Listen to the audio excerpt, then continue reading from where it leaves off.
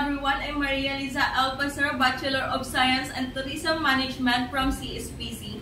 And today, we're going to conduct an interview with the hotel manager here at Makagang with Miss Monina B. Laot.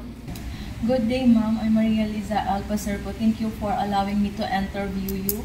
And this is for my school requirements po. And I'd like to ask a few brief questions about the hotel operations po, ma'am. May I begin po, ma'am?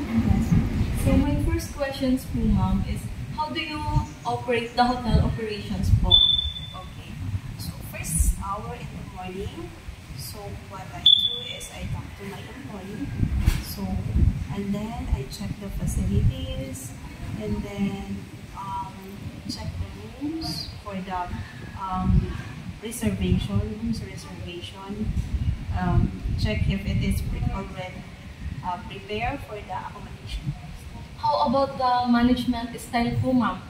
How do you handle people po?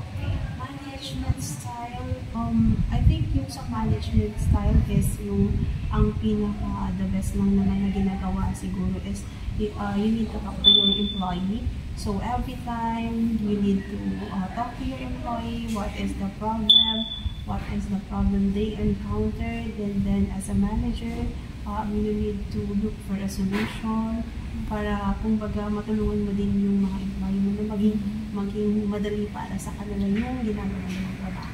Okay po. So, may mga challenges encounter ka rin po ba, ma'am, sa in the accommodation operation, and how did you solve it po?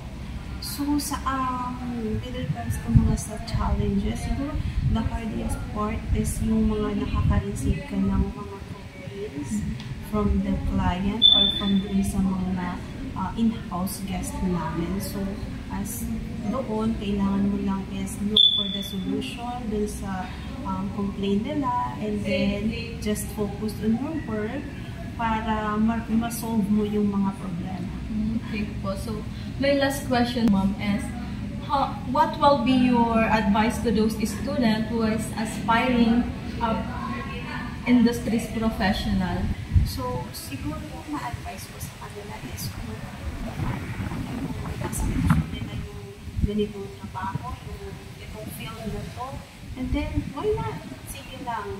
So, siguro pag talagang nasa puso mo naman is ma-achieve mo yung mga goal na, kumbaga yung goal mo sa buhay.